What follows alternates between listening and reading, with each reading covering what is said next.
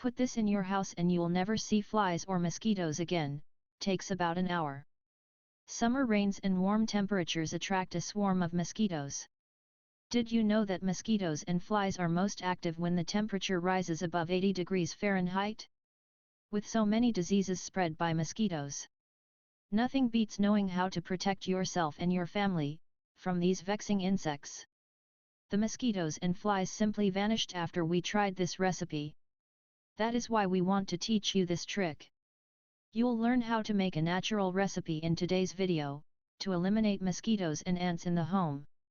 Despite the fact that many people find them annoying, mosquitoes play an important role in the environment. As a result, instead of killing them, consider alternatives to keep them out of your house or garden. Mosquitoes and flies can both be very bothersome, especially on hot days and at night. Discover the ingredients for this recipe right now, that you can use to keep them out of your house for good. Mosquitoes and ants dislike the odor of vinegar. As a result, it is advised to scare these insects away. Cloves are high in eugenol, an insecticidal compound. It is a strong antiseptic and bactericide that repels mosquitoes and ants. Bay leaf, on the other hand, has a distinct odor that repels insects and prevents them from reproducing. Isn't that amazing? Here's the list of ingredients for the recipe. 2 tablespoons ground cloves. 2 bay leaves. A half cup of white vinegar. A cup of water. Instructions for making the recipe.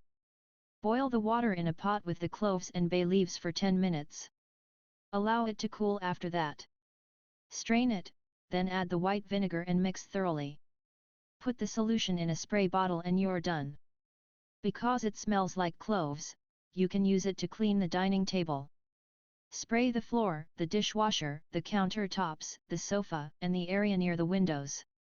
This will keep mosquitoes at bay in your home. That's because cloves are repulsive to these insects. Try it out and then tell us what you think.